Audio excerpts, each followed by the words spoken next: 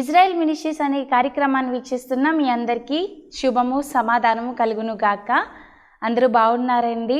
మరి వర్తమానాల ద్వారా మీరు ఎంతగానో బలపడుతూ ఉన్నారని మేము ఆశిస్తూ ఉన్నాము.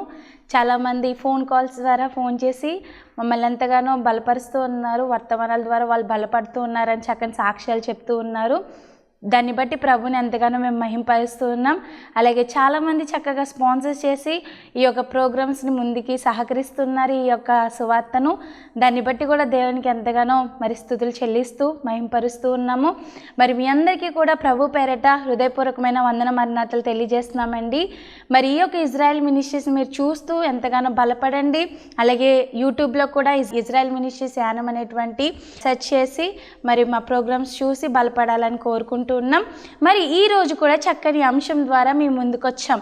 ఆ అంశం ఏంటంటే రథస్వంతో పోల్చబడినటువంటి వధువు సంఘము అనేటువంటి అంశం. ఈ దినం కొన్ని విషయాలను ధ్యానించుకుందాం. దేవునికి స్తోత్రం, హల్లెలూయా. మరి పరిశుద్ధ గ్రంథంలో మనం చదువుకున్నప్పుడు సొలొమోను గారు రాసిన పరమగీతము 1వ అధ్యాయము 9వ వచనంలో ఈ విధంగా దేవుని వాక్యం రాయబడి ఉంది. నా ప్రియురాల ఫరో యొక్క రథస్వముతో నిన్ను పోల్చెదను అని చక్కని మాట ఇక్కడ రాయబడి ఉంది.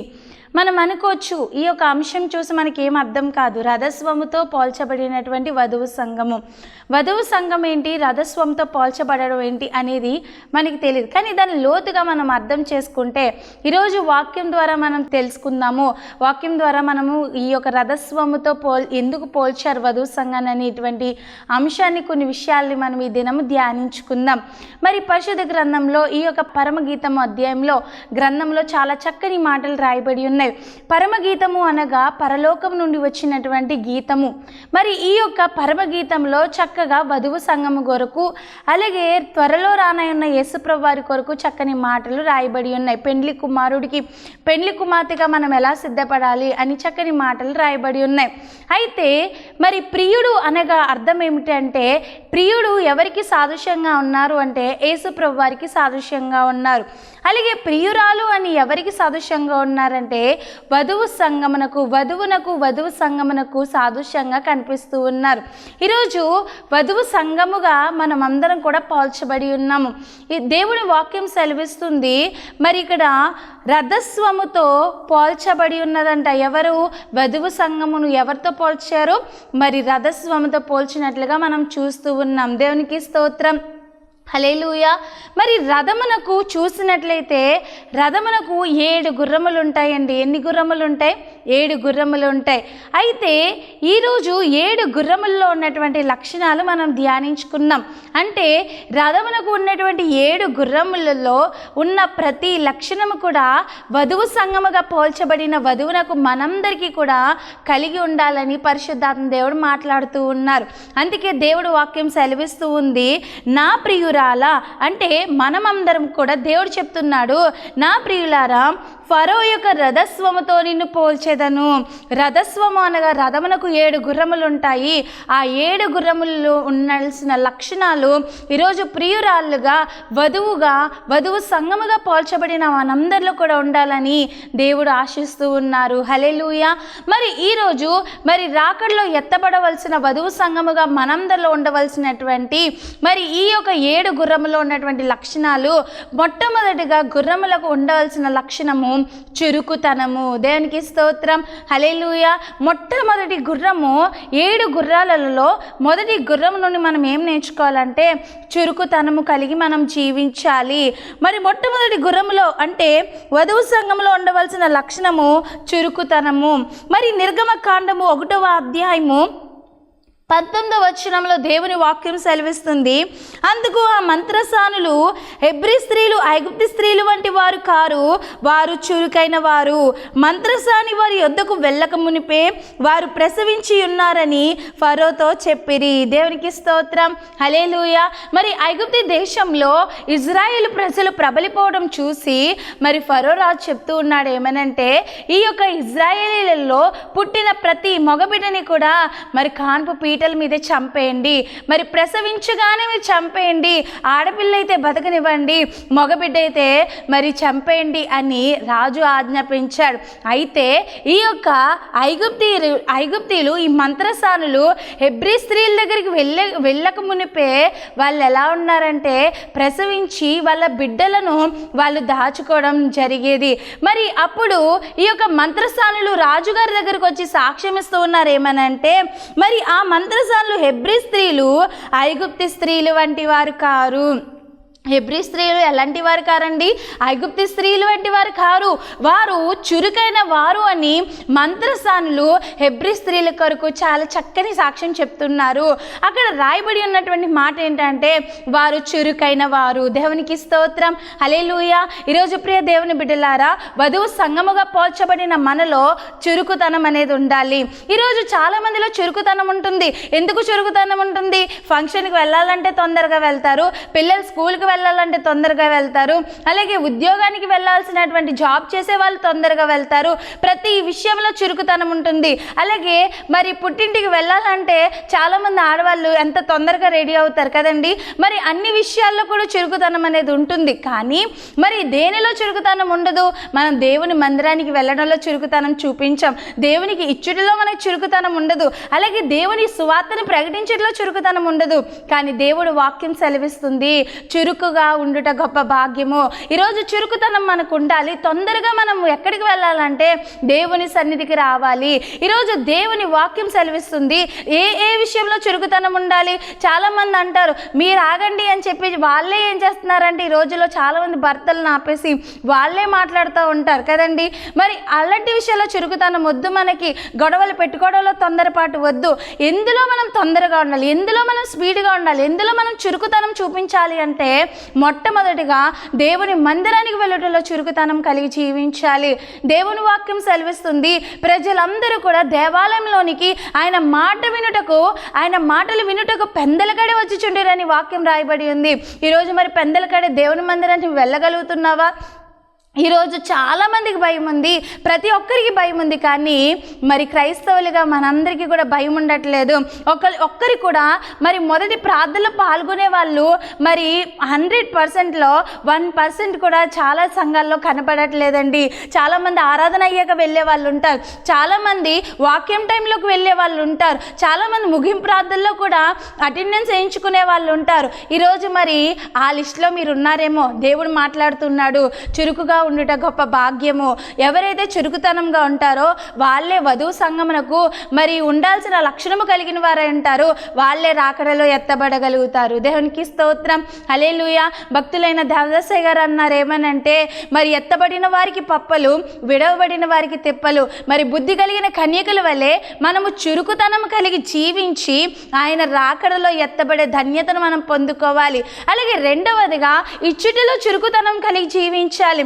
మరి ఈరోజు చాలామంది పుచ్చుకొనడానికి ఇష్టపడతారు, ఇవ్వడానికి ఏడుస్తూ ఉంటారు. కానీ దేవుని వాక్యం ఈ విధంగా రాయబడి ఉంది లేఖనాల్లో, పుచ్చుకొనుట కంటే ఇచ్చుట గొప్ప భాగ్యము. దేవునికి స్తోత్రం, హల్లెలూయా. చాలామంది ఇవ్వడానికి బాధపడుతూ ఉంటారండి, కానీ పెట్టే చేతులుగా మన చేతులు దీవించబడాలి. ఇవ్వడానికి మనం సంతోషపడేవారిగా ఉండాలి. మీ దగ్గర ఏమైనా రెండు ఉన్నాయా? ఒకటి సహాయం చేసే గుణం మనందరం కలిగి ఉండాలి. అలాగే చాలామంది దేవునికి ఇచ్చుటలో పిసినార్తనం చూపిస్తారు. పిసినారిగా ఇచ్చేవాడిని పిసినారిగానే దేవుడు కూడా ఏం చేస్తాడండి? దీవిస్తాడు. కానీ మనం దేవునికి ధారాళంగా ఇచ్చినప్పుడు దేవుడు మనకి ఆకాశవాక్యం లిప్పి విస్తారమైన ఆశీర్వాదాలు దేవుడు మనందరికీ కూడా కుమ్మరిస్తాడు. దేవునికి ఇచ్చినప్పుడు దేవుడు మన యొక్క ప్రతి దాన్ని కూడా ఆశీర్వాదకరంగా ఉంచుతారు. కాబట్టి మనం దేవునికి సంతోషంగా ఉత్సాహంగా ఇచ్చేవానికి దేవుడు కూడా ఉత్సాహంగా ఇస్తారు. దేవునికి స్తోత్రం, హల్లెలూయా. మరి రేలంగి అనేటువంటి ఒక ప్రాంతంలో నుండి ఒక కూలి పని చేసే ఒక అంకుల్ గారు ప్రతి వారం కూడా ఆయన మరి ఈ యొక్క వర్తమానాలు చెప్పడానికి సహకరిస్తూ మరి ప్రతి వారం కూడా స్పాన్సర్ చేస్తున్నారు. అయ్యో మీరే ఇబ్బందిగా ఉన్నారు, ఎంత మాత్రం కూడా ఇలా వారం వద్దు అన్నా కూడా మరి ఆయన చెప్తున్నటువంటి మాట ఏంటంటే, నేను పరలోకంలో నా ధనమును దాచుకుంటూ ఉన్నాను. దేవునికి స్తోత్రం, హల్లెలూయా. అంటే చాలామంది మరి ఇవ్వడానికి బాధపడతారు, కానీ ఒక్కొక్కరు ఎలా ఉంటున్నారంటే హృదయపూర్వకంగా మరి దేవునికి ఇచ్చి వాళ్ళు ఘనపరుస్తూ ఉన్నారు, దేవుని మహింపరుస్తూ ఉన్నారు. దేవునికి ఇచ్చుటలో అటువంటి ఉత్సాహంగా ఉన్న వారికి దేవుడు కూడా ఉత్సాహంగా ధారాళంగా వాళ్ళకి దేవుడు ఇస్తాడు. చాలామంది దశంభాగాలు తీయడానికి కూడా ఇష్టపడరు, చాలామంది దేవునికి గుప్పులు ఇప్పడానికి ఇష్టపడరు. కానీ దేవునికి ఇచ్చుటలో మనము చురుకుతనం చూపించాలి. అలాగే మూడవదిగా సువార్త ప్రకటించడంలో చురుకుతనం కలిగి జీవించాలి. చాలామంది సువార్త అంటే భయపడుతూ ఉంటారు, కానీ దేవుడి పని మనం చెయ్యాలి. దేవుడు వాక్యం సెలవిస్తుంది ఏమనంటే మరి అనేక మంది నశించిపోతున్నారు, వారందరినీ మనం వెతికి రక్షించాలి. భక్తుడైన పౌలు గారు అంటున్నారు ఏమనంటే సువార్త ప్రకటించకపోతే నాకు శ్రమ అని. కాబట్టి సువార్త ప్రకటించాల్సిన భారము దేవుడు మనందరికీ ఇచ్చి ఉన్నారు కనుక మనందరం కూడా తప్పనిసరిగా ఏం చేయాలంటే ఆయన రాకడ అతి తొందరగా ఉంది కనుక, అతి సమీపంగా ఉంది కనుక మనమందరం కూడా ఎక్కువగా దేవుని కొరకు ప్రయాసపడాలి. ఎంతోమంది యవనస్తులండి బయట మరి విచ్చలవిడిగా తిరుగుతూ ఉన్నారు, ఎంతోమంది నశించిపోతున్నారు, ఎంతోమంది డ్రగ్స్కి బానిస అయిపోతున్నారు, ఎన్నో చెడు అల్లరితో కూడిన ఆటపాటలకు బానిస అయిపోతున్నారు. మరి వారందరినీ కూడా దేవుని సన్నిధికి నడిపించాల్సిన బాధ్యత దేవుడు మనకి ఇచ్చాడు. దేవుని వాక్యం రాయబడి ఉంది, ఆకాశ మండలంలోని జ్యోతులను పోలిన వారై మీరు ప్రకాశించుచు అనేక మందిని మీరు ప్రకాశింపచేయాలి. వాళ్ళ బుద్ధిమంతులను దేవుని వాక్యం సెలవిస్తుంది. మనం బుద్ధి కలిగి మనం ప్రకాశించి అనేక మందిని నీతి మార్గంలోనికి మనం నడిపించేవారిగా ఉండాలి. మొట్టమొదటిగా దేవుని సన్నిధికి వచ్చుటలో నువ్వు చురుకుతనం చూపించాలి. రెండవదిగా దేవునికి ఇచ్చుటలో చురుకుతనం చూపించాలి. మూడవదిగా ఆయన రాజ్య వార్తను ప్రకటించుటలో, సువార్తను ప్రకటించుటలో మనం చురుకుతనం చూపించేవారిగా ఉండాలి. ఈరోజు రథస్వంతో పోల్చబడిన వధువు సంఘం అని దేవుడు ఎందుకు చెప్పారంటే రథములో ఉన్నటువంటి 7 గుర్రములలో ఉన్నటువంటి లక్షణాలు వధువు సంఘముగా పోల్చబడిన మనలో ఉండాలి. మొట్టమొదటి గుర్రములో ఉన్నటువంటి లక్షణము చురుకుతనము. ఈరోజు వాక్యం వింటున్న ప్రియ దేవుని బిడ్డలారా, ఈ రోజు వరకు దేవుని సన్నిధి కంటే ఆలస్యం చేస్తున్నారేమో, దేవునికి ఇచ్చుటలా అంటే పిస్నార్తనం చూపిస్తున్నారేమో, అలాగే దేవుని సువార్త ప్రకటించడం అంటే బద్ధకాన్ని చూపిస్తున్నారేమో. దేవుడు మాట్లాడుతున్నాడు, ఈ విషయాల్లో మీరు చురుకుతనం కలిగి జీవించే వారిగా ఉండాలి. రెండవదిగా రెండవ గుర్రములో ఉన్నటువంటి లక్షణం ఏంటంటే విధేయత. దేవునికి స్తోత్రం, హల్లెలూయా. ఈరోజు వధువు సంఘముగా పోల్చబడిన మనము ఈరోజు ఉండవలసినటువంటి లక్షణం ఏంటంటే విధేయత. ప్రియ దేవుని బిడ్డలారా, మనందరిలో కూడా విధేయత మనం చూపించే వారిగా ఉండాలి. ఈరోజు మనం దేవుని పట్ల విధేయత, మరి సేవకుల పట్ల విధేయత మనం చూపించినప్పుడు దేవుడు మనల్ని తప్పకుండా ఆశీర్వదిస్తాడు. ఆ రాకల్లో ఎత్తబడేటువంటి ధన్యతను మనం పొందుకుంటాం. మరి వాక్యాన్ని చదువుకున్నట్లయితే కీర్తనల గ్రంథము 18వ అధ్యాయం 44వ వచనంలో నా మాట చెవిని పడగానే వారు నాకు విధేయులగుదురు, అన్యులు నాకు లోబడినట్లు నటించుదురు అని దేవుని వాక్యం సెలవిస్తుంది. ప్రియ దేవుని బిడ్డలారా, అన్యులు నటిస్తారేమో కానీ మనం మాత్రం ఏం చేయాలంటే తప్పకుండా విధేయత అనేది కనపరిచేవారిగా ఉండాలి. దేవునికి స్తోత్రం, హల్లెలూయా. మరి దేవుని వాక్యం సెలవిస్తుంది ఇస్సాకు గారు మరి గొప్పగా ఫలించడానికి గల కారణం ఏంటి? గల కారణము ఇస్సాకు గారు అబ్రహాము గారికి విధేయతను చూపించారు. ఈరోజు మీరు కూడా మీ తల్లిదండ్రులకు లోబడాలి, సేవకులకి విధేయత చూపించాలి. ముందుగా మన పరమ తండ్రి మాటకు మనము విధేయత కలిగి జీవించాలి. మరి యోహాను సువార్తలో రాయబడి ఉంటుంది, ఆయన మీతో చెప్పినది చేయుడి అని. మనం దేవుని ఆజ్ఞ ప్రకారం నడుచుకోవాలి, దేవునికి విధేయత చూపించాలి, మన ఆత్మీయ తల్లిదండ్రులకు విధేయత చూపించాలి, అలాగే మన సేవకులకి విధేయత చూపించాలి, మన తల్లిదండ్రులకు విధేయత చూపించాలి. ఎప్పుడైతే మనం వారికి లోబడతామో గొప్ప దీవెన మనం పొందుకుంటాము. ఇస్సాకు ఆ దేశమందున్న వాడే విత్తనం వేసి 100 ఫలం పొందెను.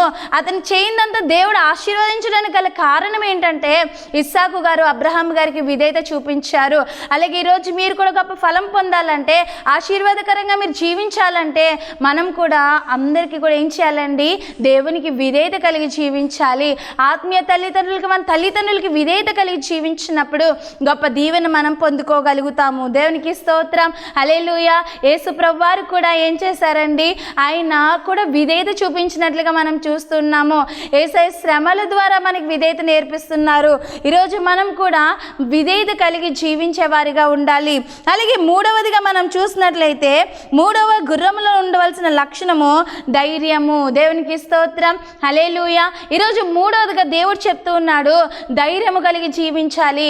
వధువు సంగముగా పిలువబడుతున్న మనము దేవుని రాజ్యంలోకి మనం ఎత్తబడాలంటే, ఆయన రాకడలో మనం ఎత్తబడాలంటే, ఆయన పక్కన మనం ఉండాలి అని అంటే, ఆయన రాజ్యంలో మనం ఉండాలంటే తప్పకుండా మనం ధైర్యం కలిగి జీవించాలి. కానీ మనలో ధైర్యం ఉంటుందండి మనకున్న ఇబ్బందులు బట్టి, మనకు వస్తున్న సమస్యలు బట్టి, మనకున్నటువంటి అప్పుల్ని బట్టి ఎప్పటికప్పుడు మనం కృషించిపోతాము, నలిగిపోతూ ఉంటాము, ఇబ్బంది పడుతూ ఉంటాము. మరి భయము మనల్ని వెంటాడుతూ ఉంటుంది. కానీ దేవుడు చెప్తున్నాడు ధైర్యం కలిగి ఉండమని. మరి ఈ ధైర్యం ఎలా వస్తుంది మనకి అని అంటే, దేవుని వాక్యం సెలవిస్తుంది, నీ భక్తే నీకు ధైర్యం పుట్టించును. దేవునికి స్తోత్రం, హల్లెలూయా. వస్తున్న సమస్యలు బట్టి, మరి ప్రతి ఇబ్బందులు బట్టి, అనారోగ్యాలు బట్టి, మీ వస్తున్న ఇంట్లో ఉన్నటువంటి కరువుల్ని బట్టి, శోధనలు బట్టి మనం ఏం చేయాలంటే, ప్రభువా నాకైతే ధైర్యం సరిపోవట్లేదు, కానీ ఏం చేయాలంటే మోకరించి ప్రభు సన్నిధిలో ప్రార్థించినప్పుడు దేవుడు మనకి ధైర్యాన్ని తప్పకుండా ఇస్తాడు. దేవునికి స్తోత్రం, హల్లెలూయా. మరి యోహాను గారు రాసిన ప్రకటన గ్రంథము 21వ అధ్యాయము 8వ వచనంలో రాయబడి ఉంది.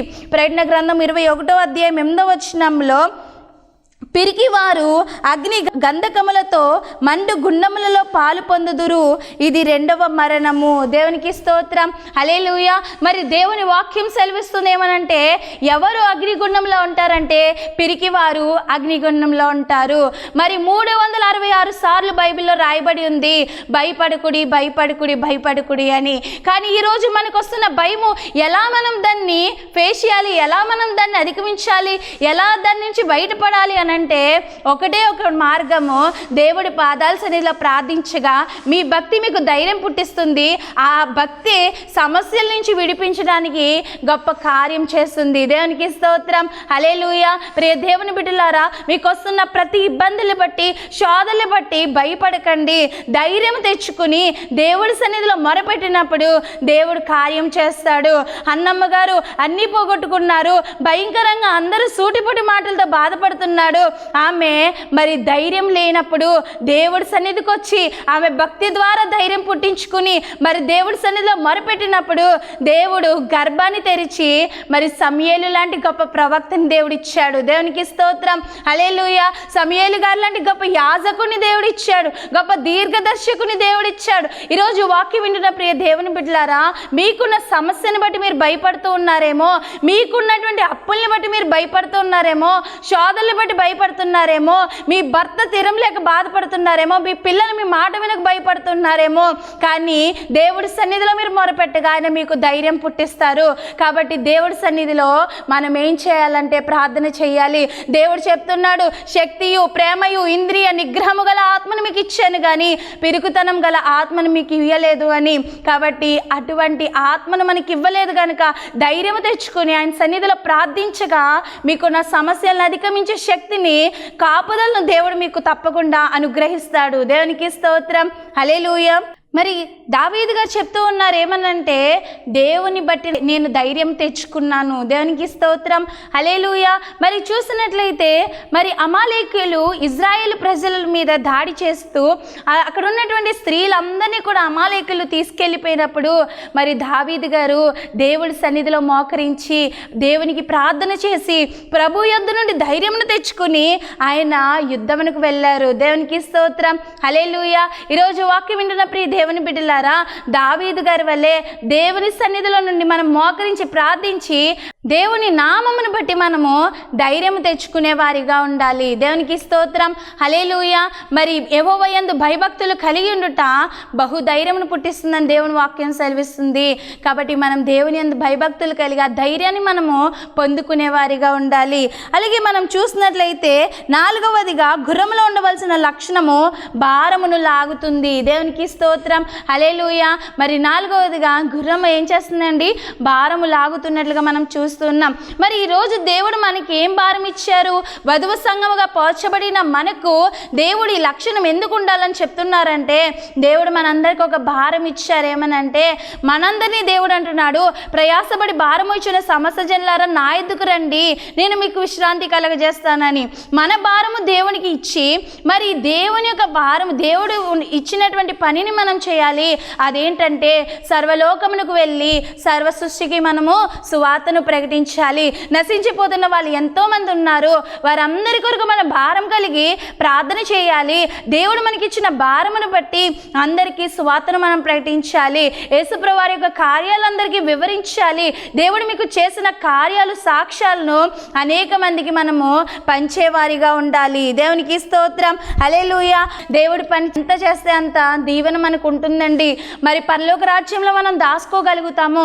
కాబట్టి ఆయన పనిని మనం చేసేవారిగా ఉండాలి.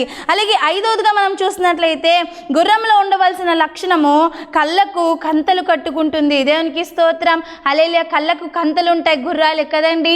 మరి ఈ మాటను బట్టి మనం ఏం తెలుసుకోవాలంటే, మనం చెడును చూడకూడదు. మన కళ్ళను కూడా, లోకమును చూడకుండా మన కళ్ళకు కూడా ఏం చేయాలంటే కంతలు కట్టుకునే వారిగా ఉండాలి. లోకమును చూసే కనులు మనకు ఉండకూడదు.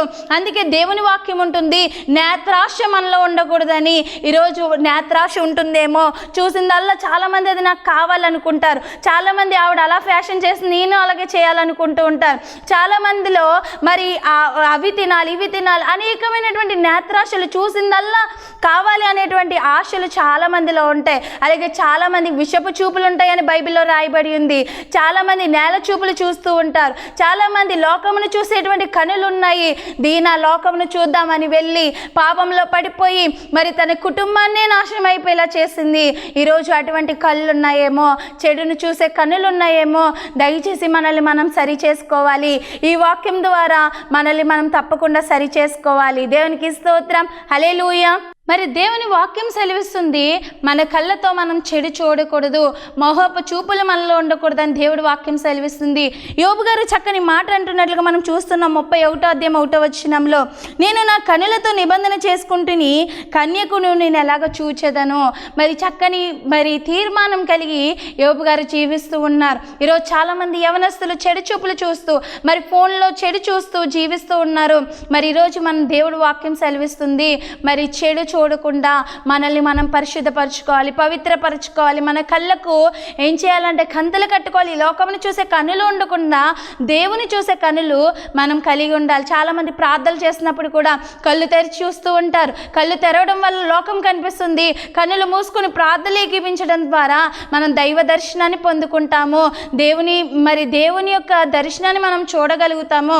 కాబట్టి మనం అందరం కూడా ఏం చేయాలంటే మన కళ్ళతో దేవుని చూసేవారిగా ఉండాలి. దేవునికి స్తోత్రం, హల్లెలూయా. అలాగే 6వదిగా మనం చూసినట్లయితే, గుర్రములకు ఉండవలసిన లక్షణము నోటికి కళ్ళెము ఉండాలి. దేవునికి స్తోత్రం, హల్లెలూయా. అంటే ఏమిటంటే, మన నోటితో మనం చెడు మాట్లాడకూడదు, చెడు మాటలు ఉచ్చరించకూడదు. ఉప్పు వేసినట్లు రుచికరంగా మన మాటలు ఉండాలి. ఎప్పుడు కూడా మన సంభాషణ అనేక మందికి మంచిగా ఉండాలి, అనేక మందిని ప్రభు తట్టు నడిపించే వారిగా ఉండాలి. మరి చాలామంది అక్కడ మాటలు ఇక్కడ చెప్తూ ఉంటారు, ఇక్కడ మాటలు అక్కడ చెప్తూ ఉంటారు, సమయాన్ని వృధా చేస్తూ ఉంటారు. అవి ఇవి చెప్పడం ద్వారా మరి ఎంత మాత్రం ఉపయోగం లేదండి. మనం ఎలా ఉండాలంటే, మన నోరు మనల్ని మనం భద్రం చేసుకోవాలి. నోటిని, నాలుగును భద్రం చేసుకునేవాడు శ్రమలో నుండి తన ప్రాణమును కాపాడుకొనునని దేవుని వాక్యం సెలవిస్తుంది. మన ప్రాణమును మనం కాపాడుకోవాలంటే మన నోటిని, మన నాలుగును ఏం చేయాలండి? భద్రం చేసుకోవాలి. మరి చాలామంది అండి నోటి మాటతో చంపేస్తారు మనుషుల్ని కదండి. వాళ్ళ దగ్గర ఏ కత్తిలో అవసరం లేదు, ఒక మాటతో మరి మనిషిని చంపేస్తారు. గల కారణం ఏంటంటే, మరి చాలామంది అలా భయంకరంగా దూషించేటువంటి మాటలు, మరి చెడు మాటలు మాట్లాడుతూ, అవమానకరంగా మాట్లాడుతూ మనుషుల్ని గాయపరుస్తూ ఉంటారు. కాబట్టి అలాంటి మాటలు మనకు ఎంత మాత్రం రాకూడదు. మరి మన మాటలు ఎలా ఉండాలంటే, ఉప్పు వేసినట్లు రుచికరంగా మనం మాట్లాడే వారిగా ఉండాలి. మరి మనం విస్తారంగా మాట్లాడినప్పుడు తప్పకుండా అందులో చెడు ఉంటుందంట. అందుకే మనము ఎప్పుడు మాట్లాడాలి, ఏ సమయంలో మాట్లాడి, ఎంత మాట్లాడాలో ప్రభు దగ్గర మనం నేర్చుకుని అలాగ మాట్లాడాలి. బయటికి వెళ్ళినప్పుడు మరి హేళనకరంగా మనం మాట్లాడకూడదు, చెడుగా మనం మాట్లాడకూడదు, చెడు మాటలు మనం ఉచ్చరించకూడదు, బూతులు పోకిరి మాటలు అల్లరితో కూడిన ఆటపాటలు మనకు ఉండకూడదని దేవుని వాక్యం సెలవిస్తుంది. దేవుని లేఖనాలు చెప్పిన రీతిగా మనం జీవించినప్పుడు మరి చక్కగా మనం దీవెనకరంగా ఉంటాము. ఈరోజు వధువు సంఘంగా పోల్చబడిన మనలో ఉండవలసిన లక్షణం ఏంటంటే, నోటికి కళ్ళెము కట్టుకోవాలంటే మనం నోటితో చెడు మాట్లాడకూడదు. మరి చెడు మాటలు మన నోట నుండి ఎంత మాత్రము రాకూడదని దేవుని వాక్యం సెలవిస్తూ ఉంది. దేవునికి స్తోత్రం. మరి దేవుని వాక్యం సెలవిస్తుంది, జీవమరణములు నాలుక వశమని. మనం చక్కగా మాట్లాడినప్పుడు మరి మేలు పొందుకుంటాము. ఎంత మాత్రం చెడు మాటలు మనము ఉచ్చరించకూడదు. దావీదు గారు అంటున్నారు, నా నాలుకతో పాపం చేయకుండానట్లు నా మార్గములను జాగ్రత్తగా చూచుకుండునని. అటువంటి నిబంధన మనం కూడా తీసుకోవాలి.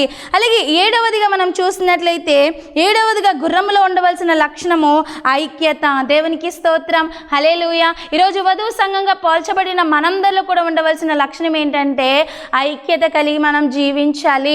దేవుని వాక్యం రాయబడి ఉంది కీర్తనల గ్రంథంలో, సహోదరులు ఐక్యత కలిగి నివసించుట ఎంత మేలు ఎంత మనోహరం అని. మనం ఐక్యత కలిగి జీవించినప్పుడు మరి ఎంతో మేలండి. మరి ఎంత మాత్రము కూడా ఒకరినొకరు కోపడుతుంటూ అలా జీవించకూడదు, కానీ మనం అందరం కూడా ఐక్యత కలిగి జీవించేవారిగా ఉండాలి. దేవునికి స్తోత్రం, హల్లెలూయా. మరి ఎంత పెద్ద పామునైనా సరే చలి చీమలు కలిసి ఉంటే ఏమవుతాయండి, ఆ పాముని చంపేస్తే. అలాగే గడ్డి పరకలు కొన్ని కలిపి కడితే ఏమవుతుంది, పెద్ద ఏనుగును కూడా ఏం చేయవచ్చు, కట్టేయవచ్చు కదా. మరి ఐక్యత అనేది చాలా గొప్పది. సహోదరులు అందరూ ఐక్యత కలిగి నివసించుట ఎంత మేలు ఎంత మనోహరం అని దేవుని వాక్యం సెలవిస్తుంది. కాబట్టి మనం అందరం ఐక్యత కలిగి జీవించాలి. అప్పుడు మనందరం ప్రభు రాకల్లో ఎత్తబడగలుగుతాము. ఈరోజు వాక్యం ద్వారా దేవుడు చక్కని మాటలు మనకి వినిపింపచేశారు. 7 గుర్రములో ఉండవలసిన లక్షణాలు మనం నేర్చుకున్నాము. మొదటి, గుర్రం నుంచి చురుకుతనం మనం కలిగి జీవించాలని, ఏ విషయంలో చురుకుతనం కలిగి ఉండాలో మనం తెలుసుకున్నాము. అలాగే 2వదిగా విధేయత కలిగి మనం జీవించాలని చెప్పుకున్నాము. ఈరోజు విధేయత మనందరం కనపరిచే వారిగా ఉండాలి. అలాగే 3వదిగా ధైర్యము కలిగి మనం జీవించాలి. మనకి ఎన్నో శ్రమలు వస్తాయి, ఎన్నో ఇబ్బందులు వస్తాయి, అయినను ప్రభువును బట్టి మనం ధైర్యం తెచ్చుకుని ముందుకు వెళ్ళాలని మనం చెప్పుకున్నాము. అలాగే 4వదిగా భారము లాగుతుంది. ఈరోజు దేవుడు మనకు కూడా ఒక భారం ఇచ్చారు, అది సువార్త భారము. వధువుగా పిలువబడుతున్న మనము, వధువు సంఘముగా పోల్చబడిన మనము ఏం చేయాలంటే తప్పకుండా ఆయన సువార్తను ప్రకటించే గుంపులో ఉండాలి. అలాగే కళ్ళకు కంతలు ఉంటాయి. ఈరోజు మనం కూడా చెడును చూసే కళ్ళు ఉండకూడదు, లోకమును చూసే కనులు మనకి ఎంత మాత్రం కూడా ఉండకూడదు. అలాగే నోటికి కళ్ళెము ఉంటుందని చెప్పుకున్నాము. మన నోటితో చెడు ఉచ్చరించకూడదు, చెడు మాట్లాడకూడదు, మంచిని మనము మాట్లాడే వారిగా ఉండాలి. అలాగే 7వదిగా ఐక్యత కలిగి జీవించాలని మనం చెప్పుకున్నాము. ఈరోజు మీలో ఇంకా కలహంలాడేటువంటి బుద్ధి ఉందేమో, ఒకరు సమాధాన పడేటువంటి విధిగా లేమేమో, కానీ దేవుడు చెప్తున్నాడు ఐక్యత మనందరం కలిగి జీవించాలి, ఐక్యతతో ఉండాలి. ఐక్యతతో ఉన్నప్పుడు సాతానుగాని కూడా మనం తరిమి వేయగలము. కాబట్టి ఐక్యతతో ప్రార్థించినప్పుడు, ఐక్యతతో మనందరం కూడా ఒక అంశంతో ప్రార్థించినప్పుడు దేవుడు తప్పకుండా నెరవేరుస్తాడు. ఐక్యత మనందరం కలిగి జీవించాలి, సమాధానం అనేది మనలో ఉండాలి. అప్పుడు గొప్ప దీవెనలు మనం పొందుకుంటాం. ఈరోజు ప్రియుడిగా పోల్చబడిన యేసుప్రభు వారు మరి సంఘముగా, వధువు సంఘముగా మనం అందరం కూడా ఎలా ఉండాలని చెప్తున్నారంటే, ప్రియురాల రథస్వముతో పోల్చబడినటువంటి వధువు సంఘముగా ఉండాలని దేవుడి వాక్యం సెలవిస్తుంది. ఈరోజు వధువు సంఘముగా మనము ఎలా ఉండాలంటే రథస్వము వలె ఉండాలి. ఆ రథస్వములు అంటే ఈ 7 గుర్రంలో ఉన్నటువంటి లక్షణాలు ఈరోజు మన అందరం కలిగి జీవించినప్పుడు గొప్ప దీవెన, గొప్ప ఆశీర్వాదం మన జీవితంలో పొందుకుంటాము. ఈ కొద్ది మాటలు దేవుడు మనందరి వినికుల్లో దీవించి ఆశీర్వదించునుగాక. ఆమేన్, ఆమేన్. అందరికీ మరణాత. Praise the lord. Israel ministries అనే ఈ కార్యక్రమాన్ని వీక్షిస్తున్న మీ అందరికీ మా హృదయపూర్వకమైన వందన మరణాతలండి. ఈ యొక్క కార్యక్రమాలు, ఈ యొక్క వర్తమానాలు మీ అందరికీ ఆశీర్వాదకరంగా ఉన్నట్లయితే మా కొరకు ప్రార్థన చేయండి. అలాగే దేవుడు మీకు ప్రేరేపిస్తే కింద కనిపిస్తున్నటువంటి నెంబర్కి ఫోన్పే ఆర్ గూగుల్ పే చేసి మీ సహకారాన్ని అందించండి. అలాగే మీలో ఎవరికైనా ఎటువంటి అనారోగ్య సమస్యలైనా, ఎటువంటి ప్రార్థన అవసరమైతే కనుక మరి నెంబర్కి ఫోన్ చేసి ప్రార్థన చేయించుకోండి. దేవుడు మిమ్మల్ని, మీ కుటుంబాలను ఆశీర్వదించి ఫలభరితంగా దీవించునుగాక. ఆమేన్, ఆమేన్. Praise the lord.